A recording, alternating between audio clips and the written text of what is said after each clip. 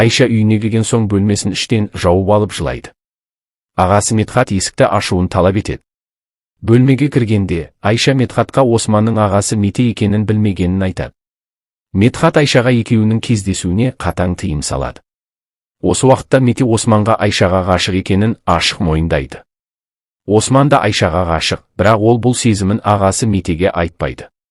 Сонер қызы Денизге бала күтуші іздейді, бірақ келген күтушіні Дениз ұнатпайды. Экрем болса, Каханның Ахмет пен Беринмен бірге жұмыс істеп жүргенін естіп ашуланады. Каролин оған Бериннен кек алу үшін немересі Зихраға оның әкесі Кахан екенін айтуға кеңес береді. Экрем Каханның жұмыс орнына қоңырау шалып, Зихра туралы маңызды әңгіме барын айтып үйіне шақырады. Экремнің тапсырмасымен Ибо сабақтан шыққан Зихраны күшпен Экремнің үйіне алып келеді. Экрем Зихраға өзінің туған атасы екенін таныстырады. Кейін Каханда келіп, Зихраны әкесінің қасында отқанын көреді.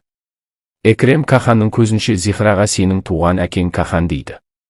Кахан әкесіне ашуланып, Зихраны үйде күтіп отқан Жәмилеге алып келеді. Бір кезде есік қағылады. Есікті ашса Ахмет пен Берин үйге келіп, Зихра анасын құшақтап, бір ер адамның айтқан сөзіне сенбегенін айтады. Жәмиле Зихраны бөлмесіне алып кетеді. Ахмет Берин мен Каханға қарап, Зихраға шындықты баяғыда айту керек еді. Экрем біздің әлсіз жерімізді тауып алды деп өкініш білдіреді. Месуде Ибоға тұрмысқа шығу үшін атанасын алдап, өзін жүкті сияқты көрсетеді. Атанасы Месуденің бұл қылығына күдікпен қарап, қызының абыройын сақтау үшін оны Ибоға қосуды шешеді.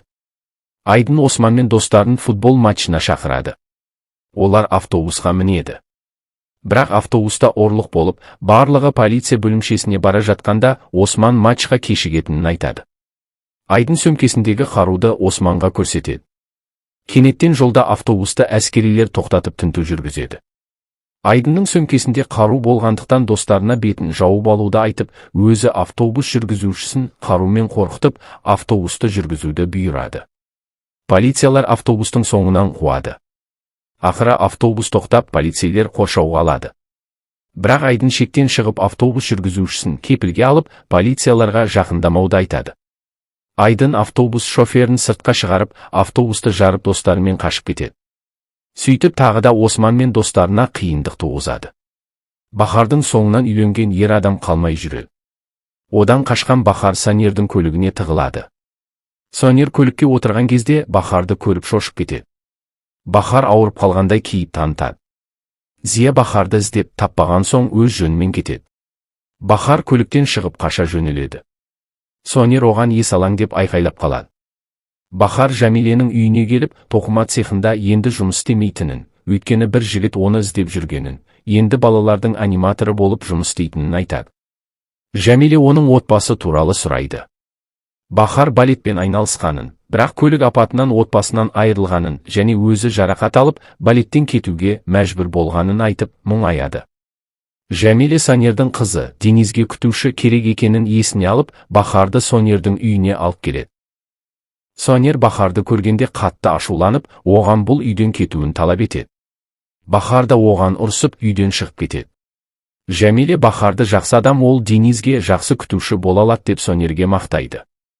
Бұл сөздерге сенген Сонер Бахардың баламен қалай тіл табысатынын көру үшін, оны қайта үйге алып келуді Сүлейманға тапсырады. Сүлейман мен Жәмиле Бахарды тауып, Сонердің үйіне қайта келеді. Бахар Денизбен танысады, бірақ әзірге екеуі бір-бірімен жақсы қарым-қатынас орната алмайды. Осы кезде Берин Зихраға шындықты қалай айтарын білмей қиналады. Ақыры ол шешім қабылдап, қызына Экрем оның атасы, ал туған әкесі Кахан екенін айтып, өткен өмірін еске алып жылайды. Зихра бұл шындыққа сене алмай, ренжіп бөлмесіне кетіп қалады. Кейін мектептен шыққан Зихра анасының көзінше Экрем атасымен бірге көлікке мініп кетеді. Берин оны тоқтатқысы келеді, бірақ қызы оған бұрылып та қарамайды. Экрем Зихраны өз үйіне апарып, Каханды мақтап, Берин мен Ахметті жамандайды. Бірнеше уақыттан кейін Кахан Берин мен Ахметті ертіп Экремнің үйіне келіп Зихраны алып кетеді. Зихра анасына ренжіп Беринмен сөйлеспейді. Таңертең Берин ұйқысынан тұрған соң қызының бөлмесіне кіріп Зихраның жоқ екенін көреді.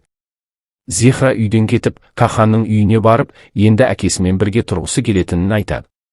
Түнде Медхат үйден шығып кеткенде, Айша жасырын түрде Метемен кездеседі. Мете Айшаға олардың болашағы туралы айтып, тағы да ағасымен сөйлесетінін және жасырын кездесулерді тоқтатқысы келетінін айтады. Бұл кезде Осман екеуін сырттай бақылап тұрған еді. Бір кезде Медхаттың қарасы көрінгенін байқаған Осман, ағасы мен Айшенің кездесіп тұрғанын көріп қоймау үшін Медхаттың жолын бөгейді. Сол жерде екеуі төбелесе кетеді. Медхат Османды ұрып, бұл ауданға енді келуші болма деп ескертеді. Үйге келген Медхат Айшаға ашулана қарап, енді сабаққа бармайсың деп тыйым салады. Кахан Зихраны үйіне кіргізеді. Зихра Каханға анасының шындықты айтып бергенін, сол себепті осында келгенін түсіндіреді. Кахан Зихраға, атанаң сенің үйден кеткеніңді біле ме, оларға хабарласу керек деп айтады. Бірақ Зихра әкесіне олармен байланысқысы келмейтінін білдіреді. Кахан Ахмет пен Беринге қоңырау шалып, Зихра өзінің қасында екенін хабарлайды. Біршама уақыттан кейін Ахмет пен Берин Зихраны алып кетуге келеді, бірақ Зихра анасына сенбейтінін айтып, олармен бірге үйге бармайды. Зихра туған әкесі Каханның үйінде қалуға шешім қабылдайды. Қызының одан бас тартқанына ренжіген Берин іштей ренжіп кетіп қалады. Кахан қызына сағынышын жасыра алмай, оны құшақтап жылайды. Осы кезде Санер мен Бахар бір-бірін жақтыра қоймай, жиі ұрсып жүреді. Бір күні Бахар Дениздің бөлмесіне кіріп, онымен жақсы қарым-қатынас орната бастайды. Екеуі жастықтың ішіндегі қауырсындарды шашып ойнайды. Сол сәтте бөлмеге кіріп қалған Санер бұл көріністі көріп, Бахарға ашуланады. Бахар бұл ойынды Денизге құстың қауырсынын көрсету үшін жасағанын түсіндіреді. Бірақ Санер оны жұмыстан шығарып, үйден кетуін талап етеді. Бахар заттарын жинап кетуге дайындалып жатқанда, Дениз Бахардың кетуін қаламай, оның аяғынан жіппен шалып құлатады. Бахардың аяғы ауырып қалады. Дениздің іс-әрекетін байқаған Санер жағдайды түсініп, Бахардың үйде қалуына рұқсат береді. Мехти қолындағы қаруға қарап, революционер Айдынды өлтіруді ойлайды. Бірақ іштей қорқып, шешім қабылдай алмай жүреді. Бір күні сабаққа бара жатып, жолда Айдын мен Османды көреді. Сол сәтте қаруын алып, Айдынды атпақ болады. Дәл сол көшемен Айшаның сабаққа кетіп бара жатқанын көреді. Мехти оған үйге қайтуын талап етеді. Айша ағасымен қарсыласып сабаққа барғысы келетінін айтады. Ақыры Мехти ашуланып Айшаны үйге дейін күштеп алып келеді. Айша ағасына жылап, сенің кесіріңнен менің құрбымда жоқ деп ызаланады. Мехти де ішкі ренішін ашумен айтып қояды. Ағасының ренжігенін көрген Айша оны құшақтап жұбатады. Соңында Мехти Айшаға сабаққа баруға рұқсат береді. Айша бұған таңданып, үйден шығып кетеді. Айша мектепке барып, сабағына қатыса бастайды. Берин Каханның кабинетіне кіріп, ертең Зихраның туған күні екенін айтып, оны өз үйлеріне алып келуді сұрайды. Кахан келіседі. Зихраның туған күні келеді. Берин осы күнге арнайы дастархан жайып кеш ұйымдастырады.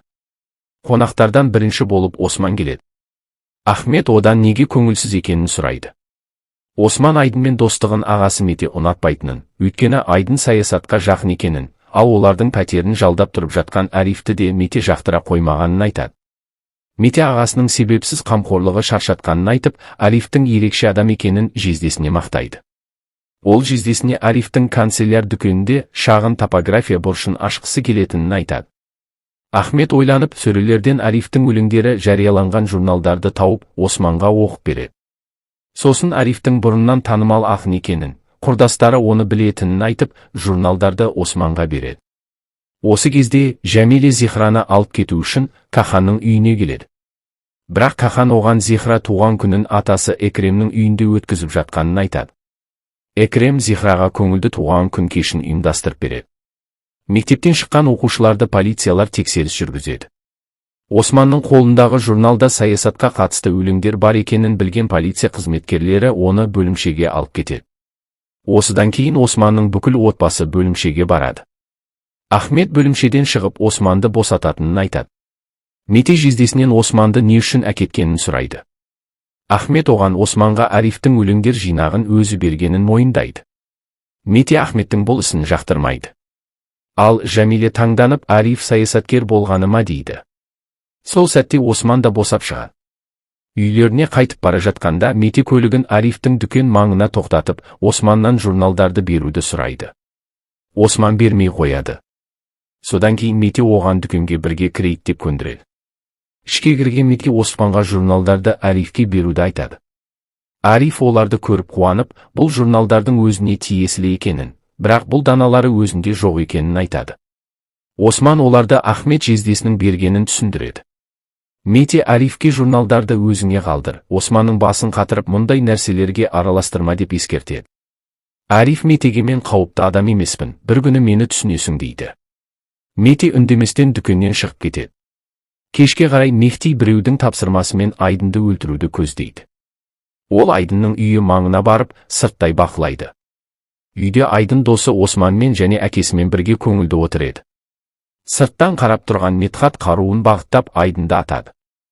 Оқ Айдынның басына тиіп, ол ата-анасының көз алдында көз жұмады. Осман Айдынды ауруханаға жеткізу үшін көшеге шығып, такси тоқтатуға тырысады. Бірақ ешбір такси тоқтамайды. Ақырында Айдынды көтеріп әкесі сыртқа алып шығады. Көршілер олардың ұлының қаза болғанын көріп, Халидке көңіл айтады. Аудандағы адамдар қайғылы оқиға болған жерге жинала бастайды. Полицейлер де келіп, тергеу жүргізеді. Бұл уақытта Жәмиле Османның үйге келмегеніне алаңдайды. Ол Айдынның үйіне қоңырау шалып, жаман хабарды естіп, дереу сол жаққа барады. Кейін Жәмиле мен Мете Османды үйіне алып келеді. Осман досының өліміне қатты қайғырып, өз бөлмесіне тығылып, үнсіз отырады. Ал Медхат болса тапсырманы орындап, Айдынды өлтірген соң көше бойымен жалғыз жүреді. Оның болашақ жары Бетюл бұл жағдайды біліп, алаңдап оны іздеуге шығады. Бір кезде Медхатқа тапсырма берген адам келіп, жарайсың деп, оның қолындағы қаруды алып кетеді. Мұны Бетюл көріп, Медхатты үйіне алып келеді. Медхатты бөлмесіне кіргізген Бетюл неге ондай қадамға барғанын сұрайды. Медхат ашуланып, өзін қорқақ емес, батырмын деп, Бетюлге бөлмеден шығуды бұйырады.